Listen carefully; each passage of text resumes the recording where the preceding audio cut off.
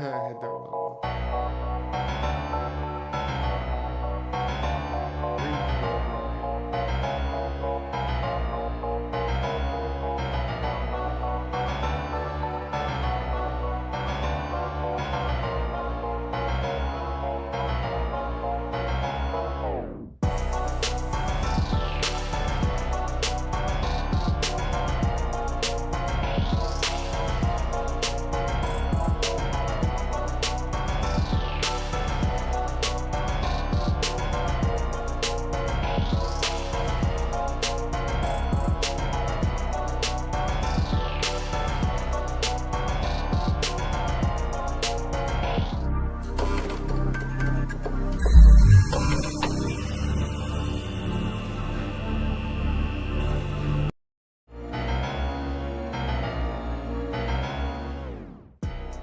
Hey, welcome to Icky Ichabod's Weird Cinema live from Grand Forks Best Source. I am Icky Ichabod, and tonight we have.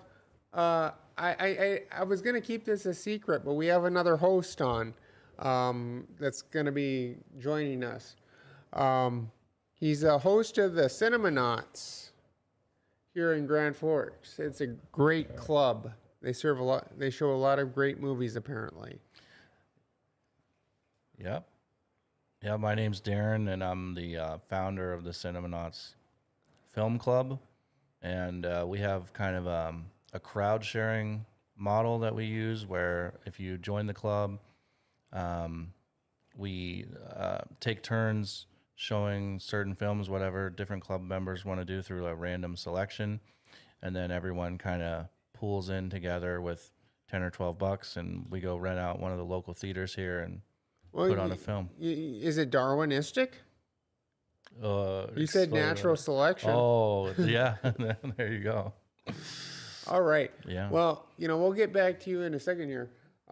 But, tonight we're doing the Empire film Dolls. Great movie. They walk, they talk, they kill. All right. But before we get into the show, we're going to make a shout out to our friends at River Cinema 15 and the Shire Bar and Grill. Make the River Cinema 15 and the Shire Bar and Grill your next dinner and a movie destination in the River Mall in East Grand Forks. Either dine inside the movie memorabilia packed restaurant The Shire or take your meal to the movie you're attending. Some of this week's featured attractions are Spider-Man Brand New Day, Hades Town the Musical, Motor City, The Invite, The Odyssey, and Moana. Find the complete showtimes online at rivercinema15.com. Don't forget about the Tuesday $5 movie special all day long and the $5.50 senior matinee special on Wednesdays and Thursdays. The River Cinema has luxury recliners and expanded concessions that now serve adult beverages and is family owned and operated. You know something? I think the Wizard's having an adult beverage. Oh. He's taking a while off. Yeah, I just got sick of talking to a puppet all the time because the puppet never answered. But, all right, we're talking about dolls. One of the first things first with Darren here. All right, so what do you think about this? He seems to be in a lot of these movies. Guy Rolfe, a lot of full moon movies. Puppet Master 3, Puppet Master 4, Puppet Master 5, Dolls. Yeah. Well, he actually has a role kind of like in Puppet Master because he builds these dolls in this movie. Yeah, a lot of familiarity there with what he went on to do, I suppose.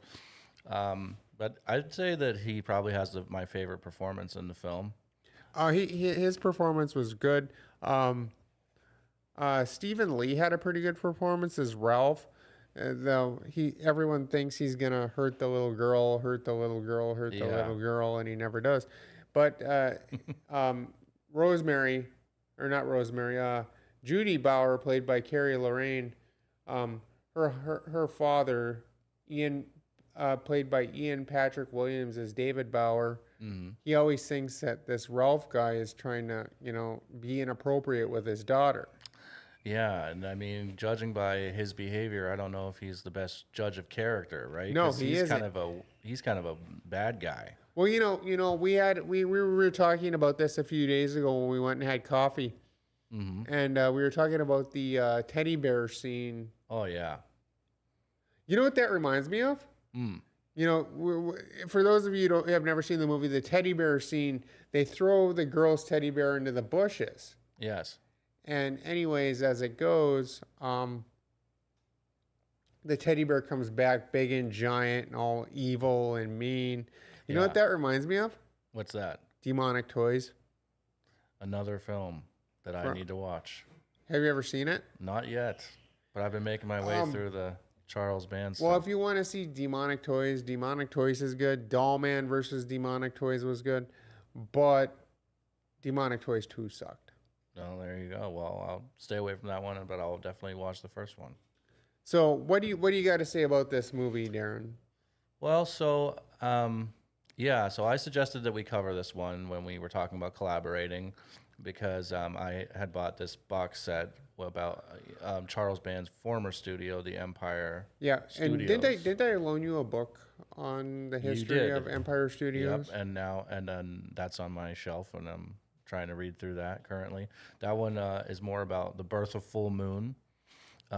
Which is a great thing. We've Yeah. done a lot of full moon films actually on the show. Right, so that's kind of the connection there, and I think this is a nice sort of bridge between your interest and my interest and things like that. Because Reanimator is definitely one of my favorite horror films of all time. Another thing you were talking about, like they like harm the dolls in this movie, and you said they look like the ghoulies from the movie Ghoulies. Yeah, once they broke open, once their face gets broken open, excuse me, and underneath it's revealed that there's these kind of like little ghouls inside of the dolls. And Ghoulies was another Empire Films feature. well, there you go. See, yeah, there's a lot of things that are covered in this film that seem to become the Full Moon trademark later, because like we talked about, Well, there's the camera movement on the floor, which is very reminiscent of Puppet Master. Well, and as we were talking, that's also David Allen Productions that did the puppetry for this Exactly. Yeah, so movie. there And you David go. Allen Productions is known for their work on Puppet Master and Demonic Toys. I believe Demonic Toys. I know for sure Puppet Master. Right. And then just to, like, as I said, I was watching the special features on the DVD this morning, and as they were kind of talking about the production and history on the film, they were saying that that this was made kind of right after Reanimator was made, and sort of as From Beyond was made, and Charles Band was Which the are one who, both H.P. Lovecraft inspired movies. yeah, and both directed by Stuart Gordon, which this one is as well. Of course. One of the things we got to do here before we forget about it is we need to give a synopsis of the movie. I think so. Yeah, that Basically, makes it's a sense. dark and stormy night. Everything bad happens when it's dark and stormy, Yeah, and car trouble. and car trouble. So that's And a always bunch of people find their way into this house that is inhabited by a toy maker. Yeah, by a nice spooky old couple with this great screen presence, like we talked about with Guy And then Rolfe. Yeah. I hate to say this, but one of my favorite things in this movie was the punch doll. Oh, mine too. Yeah. But we'll talk more about the punch doll here in a little while. Yeah. But So, as you were saying, yeah, so they start out and we have some car trouble. It's nice and rainy and dark and stormy. It has some great atmosphere there. And then horror movies are about 95% atmosphere. I agree. Horror movies and psychological thrillers and things like that. I'm trying to watch this psychological thriller called Pinocchio's Revenge, and it's just a creepy movie. I don't know if I'm gonna watch it. I bought it, and I don't know if I'm gonna watch it because it's just that creepy. But yeah. Well, that sounds like a good recommendation if it creeped Icky out. So. But it's the movie's great. I really like Guy Rolfe. Yes. I really do like Guy Rolfe. He was the best Toulon. William Hickey was also Toulon. And I don't know who played Toulon in the second movie. So. But he was your favorite? Guy Rolfe? Yeah. Yeah, I didn't. William Hickey was good, yeah. but he really hasn't been in much. He was in, I think it was Tales from the Dark Side, Oh, okay. in the story about the cat. Hmm. And then he was in a few. He was like in one episode of Tales from the Crypt, and then I never really saw him anymore. Hmm. Well, with Guy Rolfe, as I said, when I was originally taking notes as I was watching the film, like I was talking about, um, I had written down that I thought that he and Hillary, so the older couple in the film, that the doll makers, Yeah. had brought a lot of sort of gravitas to the production, because they did have I think the best performances. And as I was watching the special features this morning, they were talking about, I think Stuart Gordon was talking about having, that he had known that they were stage actors because obviously he came from the theater in Chicago. That was kind of, his background. And so he had these stage actors. The same with the woman who played Rosemary and her husband were both actors on the stage as well at the Organic Theater in Chicago, which is where Stuart Gordon got his start. You know what's really funny? They call Full Moon the puppet company, the puppet and doll company. There's actually a documentary you can watch called When Puppets and Dolls Attack. Well, I'll definitely have to check that out because, as we said, we share a love of puppets. Even though the wizard isn't here, he's here in spirit. Well, he's over there in his igloo. Oh, he's behind me? Oh, yeah, there he is. Okay. Sneaking up. Well, he's in the can over there, I guess. Oh, I love that scene with the little toy soldiers shooting their guns. Yeah, that's my personal favorite scene in the film. That reminds me of Demonic Toys because the good kid. If you ever seen Demonic Toys, there's a good kid and there's a bad kid. They're trying to fight over who's gonna possess this baby. And anyways, the good kid portrays himself as one of those tin soldiers with like the little gun and things like that. So that's an interesting potential callback to this film. Maybe if it was intentional or unintentional, it still calls back. It was probably intentional. Yeah, and as I said originally, like we were talking about, it's like this was kind of Charles Band's idea. They had the success with Reanimator. They made some money off of distributing it, and then they were on to making From Beyond, which was another Lovecraft adaptation, like you said. But then he wanted to make another film kind of in the middle of that, and that was Dolls. Do you remember the bed jump from Puppet Master where Blade jumps off the bed and starts slashing that girl's face open? Yeah. There was some whatchamacallit, some camera shots like that. That reminded you of that as well? Yes. Yeah, I think there's a lot of Puppet Master DNA in this film. So if there are Puppet Master was after this. Yeah, that's what I'm saying. I think there's a lot of shared DNA of Puppet Master in this. So if you're a Puppet Master fan, as probably a lot of listeners are, then this might be right up their alley. Well, Puppet Master was a great movie. I'm going to talk about Puppet Master here for a second. Yeah, sure. The thing about Puppet Master is that it, after number 4, it was all, whatchamacallit, like not found footage, but footage from all the other movies. Oh. It wasn't anything new. It was just a clip show. Yeah. It's probably a budgetary concern or something, right? Trying to recycle old footage to make new save movies. Money. Well, Puppet Master Axis of Evil has, since William Hickey had long since passed, they actually they used some of the film from the first Puppet Master when Hickey kills himself so that the Nazis can't get his formula. Mm-hmm. Interesting. Yeah, I kind of wish that I was, as I said, I kind of have gotten into Charles Band fairly recently, so it's kind of funny that we ended up doing this together. And kind of going back and watching the Puppet Master films, because obviously they've had their reputation with certain people. I remember back when I was a kid, like my brother had bought one of the toys of Puppet Master, like the little torch doll. I had a Blade doll when I was younger. Oh yeah, perfect. See, there you go. So it's been around, but having actually seen the films, I didn't have. it was till much later when I started watching a lot of horror films because I had a kind of a somewhat puritanical upbringing in that way, where it was like, oh, you can't watch the horror films until later. So then, and Well, then that I was met some friends, and they put me on to stuff like Reanimator or Dead Alive from Peter Jackson and things like that, where was this definitely kind of a little more lighter in tone, but still really gory kind of films. You know how we were talking.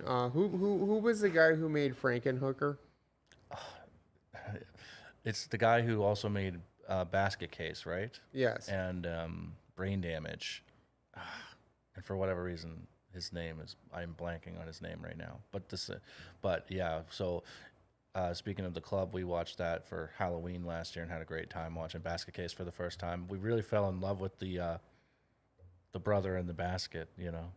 Well, that's kind of a big spoiler for the people who haven't seen that film, unfortunately. But Full Moon is great if you want to get into B horror movies. Yeah. Because there's just so many of them. But originally, Empire and Full Moon was another company. I can't remember what they were called, but they would show like fantasy movies. That was like his.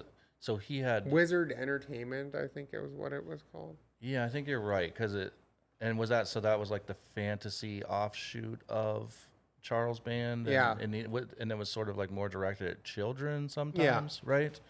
And that was his like kind of low budget children's film thing. But yeah, there's a lot of interesting connections here with Empire Films and obviously Full Moon Productions. But as we said, this is directed by Stuart Gordon. Was this a Reanimator. straight to video movie? I think it was. I want to say that it did release theatrically, but I'm not 100% sure. Because a lot of these Full Moon movies are straight to video. Yeah, that was that was when the video model like really was working well for independent filmmakers, was kind of around that time, where even if your film didn't do too well in the theaters, it would have kind of a second life on video. Yeah. And that's why we have such great like poster art and stuff from those days. And then speaking of which, about what this film was, this whole film was kind of sold to sponsors or fundraisers or whatever as just based on the concept art alone, which if people look that up, it's a great poster. And like we talked about, really, really enjoying that poster. And they just kind of put it in front of people and said, we want to make a movie about killer dolls, and here's the poster. And there's a bunch of movies about killer dolls. There's like Magic. Yeah. There's that episode of The Twilight Zone, I'm Talkie Tina and I Want to Kill You. Mm-hmm. There was Child's Play, which I think came after this. Yeah, I think so.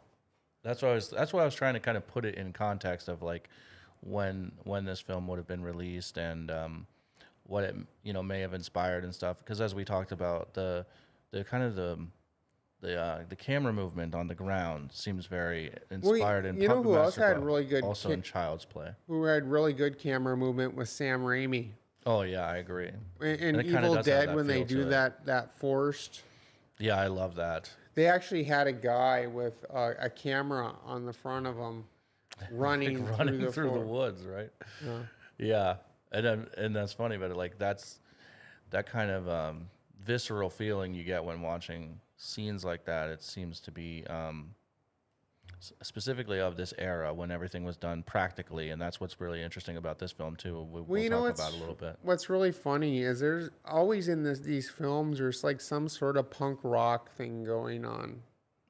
Yeah, there's like a DIY aesthetic, right, to these like low budget horror films, which there's two punk chicks in this movie though. Yeah. Yep, two characters, the two punk girls who kind of randomly show up there. I guess they were hitchhikers, right? They show up with our what was his name again? The Ralph, the kind of the guardian of Judy. Ralph. Yeah, his name is played by Stephen Lee. Yeah, Ralph in the film, kind of the guardian of the little girl Judy, shows up a little bit after they arrive at the house, right? And with the punk rock girls. Well, you know what I really liked? I liked the end of this movie with the happy ending. The girl her dad goes away, her stepmom goes away, Yeah. Ralph and her take off, and she's asking, well, have you ever been married or have you ever wanted kids or something like that? Hmm. Yeah, though it was interesting. Like as I said, when I was watching the film at the first time, I was kind of taking notes as I was watching it. I remember thinking, well, we talked about in the beginning of the film as they're kind of driving in the car and they get stuck in the rain. They're Judy's reading like Hansel and Gretel, and through the interviews they talked about having a feeling that the film was structured like a fairy tale. So there's this sort of moral angle. Yeah, exactly. Well, About because parenting. her stepmom and her dad were just total assholes. Yeah. And like I said, it was kind of funny too. I was listening to the screenwriter talk about it a bit, and he was he had written the script. I guess he had written Troll before for Empire Films. Oh, that's a movie I want to do. Actually, is Troll. Yeah, I haven't seen it. I've seen the infamous Troll 2, of course. Troll but 2, I've heard is horrible. I haven't seen Troll, so we'll have to check that out for sure. But apparently, like he said that, like he pretty much confirmed that he modeled the stepmother after Cruella de Vil, and I think people feel that immediately as they watch the film. Well, Cruella was a great movie. With Emma Stone, the new one? Yeah. Oh, really? I never watched it. But yeah. All right, we're going to make a shout out to our friends at Rumor Sports Bar and Casino in the Grand Cities Mall. Wall-to-wall TVs. UND Sports, your favorite teams on TV. Buses to UND Sports and all the big name concerts. Bet on the horses, play bingo, and try your luck with charitable gaming. Great lunch and dinner specials with the $7 express lunch. Room for parties. Home of the world-famous beer tower. Monday is DJ Trivia Night. Great place with a great atmosphere. Rumor Sports Bar and Casino in the Grand Cities Mall. Open every day from 11 a.m. to 2 a.m. And tonight, $9 any pizza. So, to ask Darren something really quick. Sure. Who did I say that we were going to do the first special effects thing on? I believe I wrote it down. Let me see. Was it Kevin? Kevin Yeager, yes. Yeager. Kevin Yeager. So, if you want to tune in for a good time talking about practical effects, I would tune in to the next couple weeks. We're going to do Kevin Yeager, Screaming Mad George, Adam Jones and Stan Winston in one show, V. Neal, and then maybe, I know we're going to do Rick Baker at some point in time. So. Yeah, for all of the fans of practical effects, that would be a fun one to tune in for. And, there's a great book out on Rick Baker. It's a great book. It's called Metamorphosis. So we're going to talk about that too. All right. Well, don't get demented or sicky. Always remember to tune in to Icky. And thank you to Darren. He's going to be a regular contributor to the show now. So great to be here. Thanks again. Stay weird, Grand Forks.